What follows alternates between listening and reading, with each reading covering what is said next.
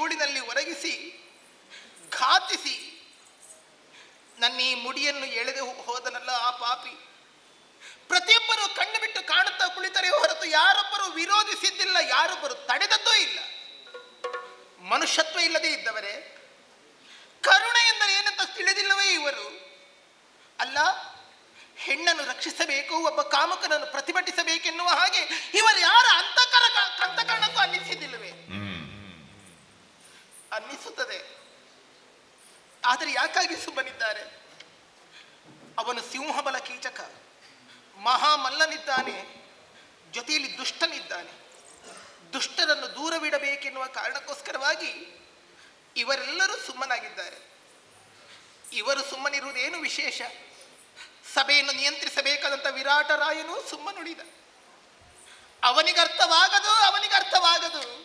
ಆದರೆ ನನ್ನ ಸ್ಥಿತಿಯನ್ನು ಅರ್ಥ ಮಾಡಿಕೊಳ್ಳಬೇಕಾದ ಒಬ್ಬನಿದ್ದಾನಲ್ಲ. ಅಯ್ಯ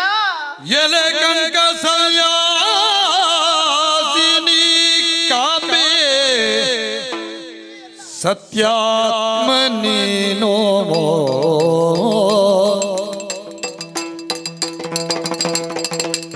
ಸತ್ಯಾತ್ಮ ನೀನು ಫಲವು ಧರ್ಮವ ಬಲ್ಲೆನೆಂಬೆ ಹಲವು ಧರ್ಮವ ಬಲ್ಲೆನೆಂಬೆ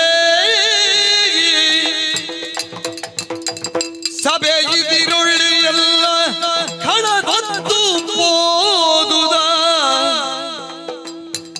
ಸಭೆಗೆ ಇದಿರುಳ್ಳಿ ಎಲ್ಲ ಕಳನೊತ್ತು ಓದುದ ನೀ ಕಾಂಬೆ ಬಡವರ್ಗೆ ಬಡವರೊಲವಾಗಬೇಕು ಬದ್ಧ ವಯಸ್ಸೇ ಎಲೆ ಕಂಕ ಸನ್ಯಾಸಿ ಸತ್ಯಾತ್ಮ ನೀನು ಅಯ್ಯ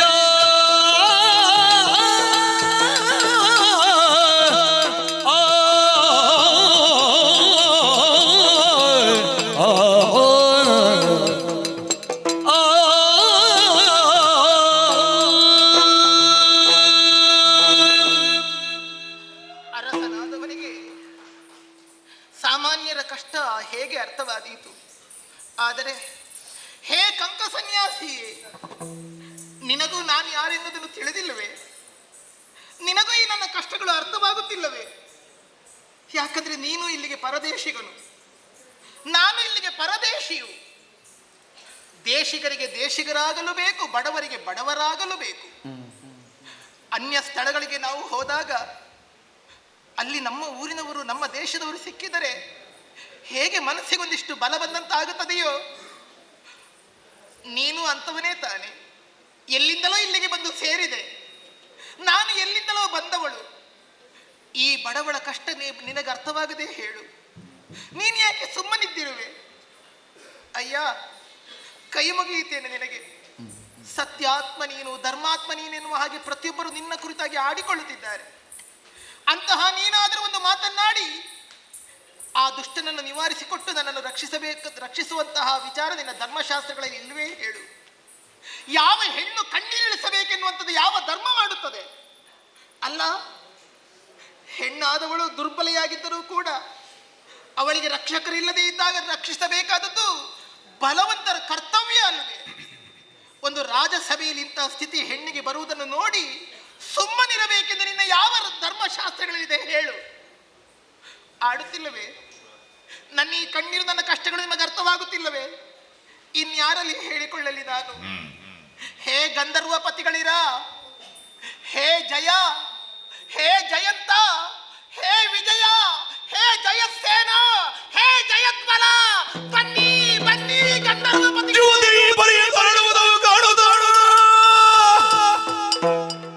ಪವನಜೋ ನೊಂದನಗಳು ನೊಂದಳಗಡ ಸತಿಯಂದಿರದ ತವಕದಿವು ಕೋಪದಿವು ಕಂಡರಿ ಪಾಲಯದ ಉರುವನು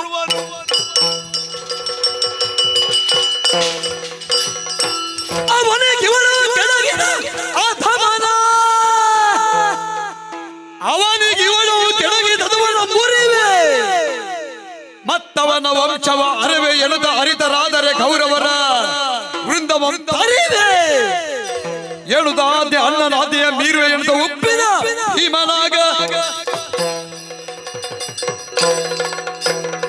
ತುಂಬಿದ ಸಭೆ, ಕಣ್ಣು ಬಿಟ್ಟು ನೋಡುವವರಲ್ಲದೆ ಕಿವಿ ತೆರೆದು ಕೇಳುವವರಲ್ಲದೆ ಒಬ್ಬರು ವೇದನೆಗೆ ಸಂವೇದನೆ ಕೊಡುವವರಿಲ್ಲ. ಒಬ್ಬಳು ಹೆಣ್ಣು ಮಗಳು ಕುಳಿದು ಊಳಿನಲ್ಲಿ ಹೊರಳಾಡುತ್ತ ಮೂಗಿನಲ್ಲಿ ರಕ್ತವನ್ನು ಸುರಿಸಿ ಒಬ್ಬ ಅಮಾನುಷವಾಗಿ ಸೊಂಟಕ್ಕೆ ಒದ್ದಾಗಲು ಒಬ್ಬನೇ ಒಬ್ಬ ತುಟಿ ಬಿಚ್ಚುವುದಿಲ್ಲ ಎಂದಾದರೆ ಕುಳಿತವರೆಲ್ಲ ಗಂಡಸರು ನರಸತ್ತವರ ಸಂಘವು. ನಮಗೆ ಸುಮ್ಮನಿರುವುದಕ್ಕಾಗುವುದಿಲ್ಲ.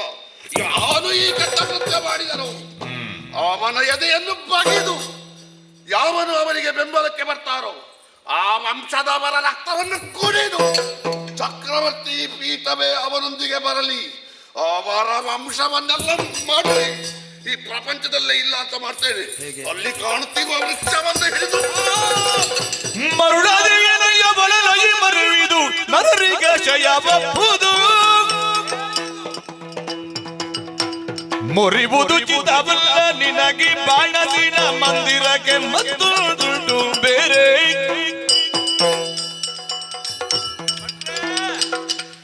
ಸಿಟ್ಟಿನ ಕೈಗೆ ಬುದ್ಧಿಯನ್ನು ಕೊಟ್ಟು ಅನರ್ಥವನ್ನು ಮಾಡಿಕೊಳ್ಳಬೇಡಿ. ಅಡುಗೆ ಮಾಡುವುದಕ್ಕೆ ಸೌದೆ ಬೇಕು ಅಂತ ಆದರೆ ಒಣಗಿದ ಸೌದೆ ಒಳಗೆ ಎಷ್ಟೋ ಉಂಟು. ಈ ಹಸಿ ಮರವನ್ನು ಕೀಳುವುದಕ್ಕೆ ಬೇಕಾಗಿ ಮರ ಮಾಡುತ್ತಾ ಇದ್ದೀರಲ್ಲ, ಇದು ಧರ್ಮ ವೃಕ್ಷ, ಎಷ್ಟೋ ಮಂದಿಗೆ ಆಶ್ರಯ ಕೊಟ್ಟಂತ ವೃಕ್ಷ. ಇದನ್ನು ಮುರಿಯಬೇಡಿ. ಧರ್ಮ ಧರ್ಮ ಧರ್ಮವನ್ನು ಕಾಪಾಡಿ.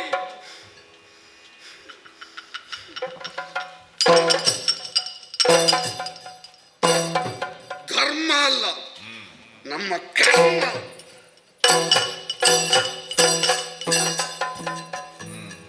ಮರುದಜನೈದೆ ಭೂಮಿ ಮನ ಮರುಗುತ್ತ ಪರರಿಗೆ ಪೇಳ್ದೀಗೆ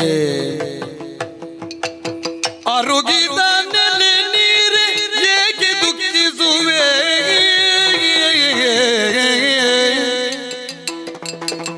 ಅರುಗಿದೆ ಎಲೆ ನೀರೆ ಏಕೆ ದುಃಖಿಸುವಿನಿ, ದುರುಡನಿಂದಧಿಕ ಶೌರ್ಯನೋ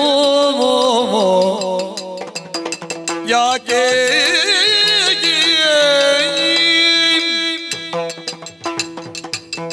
ತರುಣಿ, ತುಂಬಿದಂತಹ ಸಭೆಯಲ್ಲಿ ಎಷ್ಟು ಬೊಬ್ಬೆ ಹಾಕಿದರು, ಯಾವ ರೀತಿಯಲ್ಲಿ ಕಣ್ಣೀರುಗೈದರು. ಈ ಸಭೆಯಲ್ಲಿ ನಿನ್ನ ಕಾಪಾಡೋರು, ರಕ್ಷಣೆ ಕೊಡೋರು ಯಾರು ಕೂಡ ಇಲ್ಲ. ಕಣ್ಣೀರೇ ಸಾಕ್ಷಿಯಾಗ್ತದೆ. ಆದ್ದರಿಂದ ಇದು ನಿನಗೆ ಒಂದು ಧೈರ್ಯದ ಮಾತನ್ನು ನಾನು ಹೇಳುತ್ತಾ ಇದ್ದೇನೆ. ಆದಷ್ಟು ಬೇಗ ಇಲ್ಲಿಂದ ಹೋಗು. ನಿನಗೆ ನಿನ್ನವರಿಂದ ಖಂಡಿತವಾಗಿ ರಕ್ಷಣೆ ಸಿಗುತ್ತದೆ. ನನ್ನ ಮಾತಲ್ಲಿ ವಿಶ್ವಾಸವನ್ನು ಇಟ್ಟು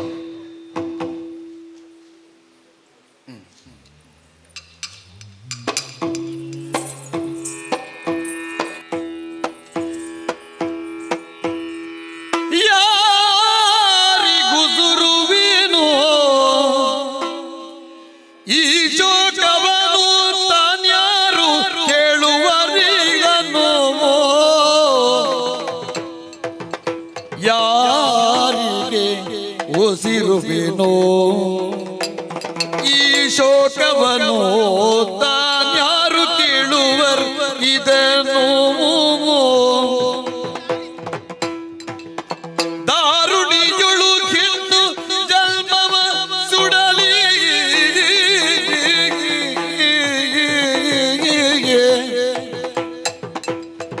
ದಾರುಣಿಯೊಳು ಕೆಣ್ಣು ಜನ್ಮವ ಸುಡಲಿನ್ನು, ಭೂರಿ ಭಾಗ್ಯಕ್ಕೆ ಸಂದೆನೋ ನಾನಿಂದು, ಭೂರಿ ಬಾಧೆಗೆ ಸಂದೆನೋ ಯಾರಲಿ ಅರುವೆನೋ ಉಸುರುವೆನೋ. ಶಿವ ಶಿವ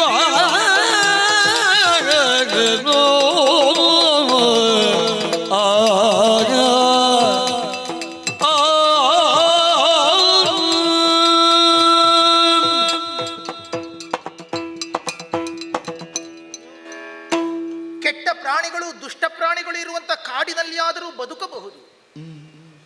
ದುಷ್ಟ ಜನರು ಜನರು ಇರುವಂತಹ ಊರನ್ನೆಲ್ಲ ಬದುಕೋದಕ್ಕೆ ಸಾಧ್ಯವೇ ಇಲ್ಲ. ಕಾಡಿನಲ್ಲಿ 12 ವರ್ಷಗಳ ಪರ್ಯಂತರವಾಗಿ ಆ ವನವಾಸವನ್ನು ಅನುಭವಿಸುವಾಗ ಎಂತೆಂಥ ಕ್ರೂರ ಮೃಗಗಳನ್ನು ನಾವು ಕಂಡಿದ್ದೇವೆ. ಆದರೂ ಇಂತಹ ಬಾಧೆಗಳು ಉಂಟಾದುದಿಲ್ಲ. ಆಗುವುದಕ್ಕೆ ಇದು ನಾಡು.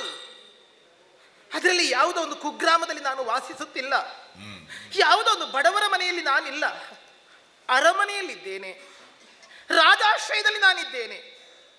ಆದರೂ ಕಣ್ಣೀರು ಸುರಿಸುವಂಥ ಒಂದು ಸ್ಥಿತಿ ನನಗೆ ಬಂದಿದೆ ಅಂತ ಆದರೆ ಇನ್ಯಾರಲ್ಲಿ ಹೇಳಲಿ? ಈ ನನ್ನ ದೌರ್ಭಾಗ್ಯ ಕೊನೆಯಾಗುವುದಾದರೂ ಎಂತು?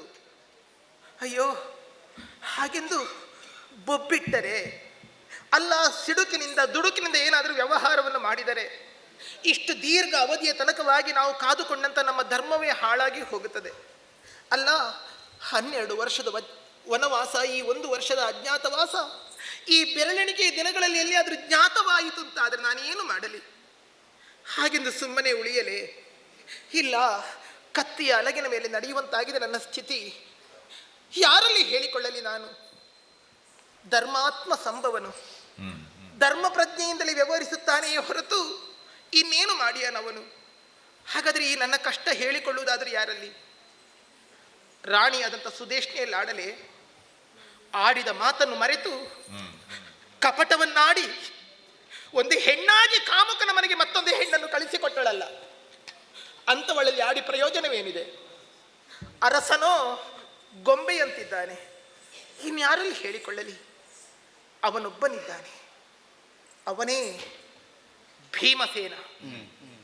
ಭೀಮಸೇನ ಸರಿ, ರಾತ್ರಿಯ ಕಾಲದಲ್ಲಿ ಅವನನ್ನೇ ಸಂಧಿಸುತ್ತೇನೆ, ಅವನಲ್ಲೇ ನನ್ನ ವಿಚಾರವನ್ನೇ ಹೇಳುತ್ತೇನೆ. ಅವನಲ್ಲದೆ ಅನ್ಯರಿಲ್ಲ ನನ್ನನ್ನು ಕಾಪಾಡುವವರು. ಭೀಮನನ್ನೇ ಕಾಣುತ್ತೇನೆ. ಭೀಮಂಗರುಗಿ ನೋಡುವೆನೆನೋತ ರಾತ್ರಿಯುಳ್ ಓರ್ವರರಿಯದೊಂದು ಬಲ್ದಳು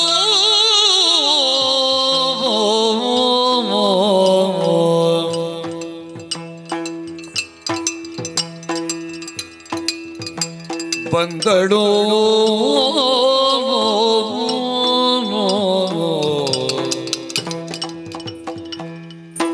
ಯಾವ ಕೆಲಸ ಆದರೂ ಆದೀತು, ಇದೊಂದು ಹಗೆಯವನಿಗೂ ಬೇಡ. ಅಡುಗೆ ಕೆಲಸ ಮಾಡಿಟ್ರೆ ಆಯ್ತಾ? ಇವುಗಳಿಗೆ ಕೈ ಮುರಿದಿದೆ, ಒಬ್ಬೊಬ್ಬನಿಗೆ ಬಡಿಸಲಿಕ್ಕೆ ಬೇರೆ ಬೇರೆ ಕಡೆಯಲ್ಲಿ ನಾವು ಎದ್ದು ನಿಲ್ಲಬೇಕು. ಆಯ್ತು, ಬಡಿಸಿತೋ? ಕೆಲವರಿಗೆ ಉಪ್ಪು ಹೆಚ್ಚಾದರೆ ಕೆಲವರಿಗೆ ಹುಳಿ ಕಡಿಮೆ, ಕೆಲವರಿಗೆ ಖಾರವೇ ಬೇಕಾದರೆ ಕೆಲವರಿಗೆ ಸಿಹಿಯೇ ಆಗಬೇಕು. ಅವೊಬ್ಬ ಇದ್ದಾನೆ, ಬೇಗ ನನ್ನಲ್ಲಿ ಪೆಟ್ಟು ತಿಂತಾನೆ. ಅವು ಹುಡುಗ ಉತ್ತರ ಕುಮಾರ, ಎಂಥ ಅಧಿಕ ಪ್ರಸಂಗ ಗೊತ್ತುಂಟು ಅವನದ್ದು. ಮಾತಾಡೋದೇ ಅಧಿಕ ಪ್ರಸಂಗ. ನಾವೊಂದು ಅಜ್ಞಾತವಾಸದಲ್ಲಿ ಇದ್ದೇವೆ ಅಂತ ಬಿಟ್ಟರೆ, ಇಲ್ಲದ್ರೆ ನಾಳೆ ಬೆಳಿಗ್ಗೆಗೆ ಅವನನ್ನೇ ಫಲಹಾರ ಮಾಡ್ತಿದ್ದೆ ನಾನು. ಕೇಳ್ತಾವ? ಮೊನ್ನೆ ಹುಟ್ಟಿದ ಹುಡುಗ ನಮ್ಮಲ್ಲಿ ಮಾತಾಡುದು, ಯಾಕೆ ವಚನದಲ್ಲಿ ಮಾತಾಡುದು? ನಾವೊಂದು ಸರಿ ಕೈ ಎತ್ತಿದ್ರೆ ಅವನ ವಿಳಾಸ ಇಲ್ಲ, ಹೇಳಿ ಪ್ರಯೋಜನ ಇಲ್ಲ. ಹಾಗಲ್ಲೂ ನಿದ್ದೆ ಮಾಡಲಿಕ್ಕೆ, ವಿಶ್ರಾಂತಿ ಮಾಡಲಿಕ್ಕೆ ಹೊತ್ತಿಲ್ಲ. ರಾತ್ರಿ ತಲೆ ಬಿಸಿ ಮಾಡಿಕೊಂಡು ನಿದ್ದೆ ಮಾಡಲಿಕ್ಕಿಲ್ಲ, ಸಿಗುವುದೇ ಸ್ವಲ್ಪ ಹೊತ್ತು. ಇವತ್ತು ನಿದ್ರೆ ಮಾಡಿದರೆ ನಾಳೆ ಮಾಡಬೇಡ ಕೆಲಸ, ಬರುವುದೇ ಕಡಿಮೆ, ಹೊತ್ತು ಹಾಳು ಮಾಡೋದು ಯಾಕೆ? ನಿದ್ರೆ ಮಾಡೋದೆಂಥದ್ದು? ಬುದ್ಧಿಯ ರಾಶಿ ಬಿದ್ದಿದೆ, ಅಲ್ಲಲ್ಲಿ ಉರಿದ ಕಟ್ಟಿಗೆ ತುಂಡುಗಳು, ಅಲ್ಲಲ್ಲಿ ತರಕಾರಿ ರಾಶಿ, ಇದರ ಮಧ್ಯೆ ಮಲಗುವುದು. ನಿದ್ರೆ ಹೆಚ್ಚಿದ್ರೆ ನಮಗೆ ಸಂತೆಯಲ್ಲಿಯೂ ನಿದ್ರೆ ಬರ್ತದೆ. ಮತ್ತೆಂಥದ್ದು? ಸಿಕ್ಕಿದ ಸಮಯವನ್ನು ಉಪಯೋಗ ಮಾಡಿಕೊಳ್ಳುವುದಷ್ಟೇ. ಸ್ವಲ್ಪ ಬೆಳಿಗ್ಗೆವರೆಗೆ ವಿಶ್ರಾಂತಿ ಮಾಡುವುದು.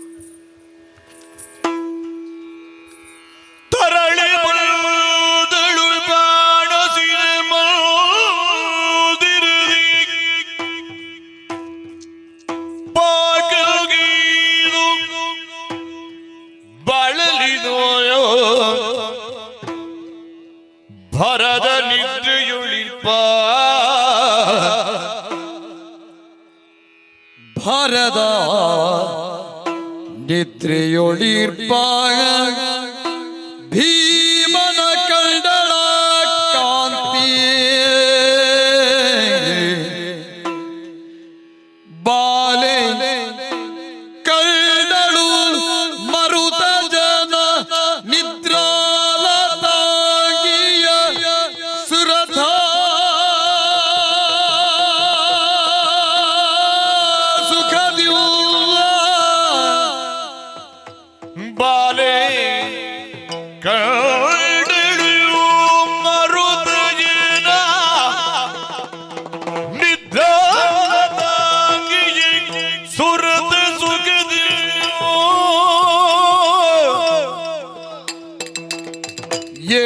ಬೇಡದುರಗಿರೆ ಮನದಿ ನುಡಿದಳು ಲೋಲನಯನೆಗೆ ಸುಖದಿಲ್ದೆ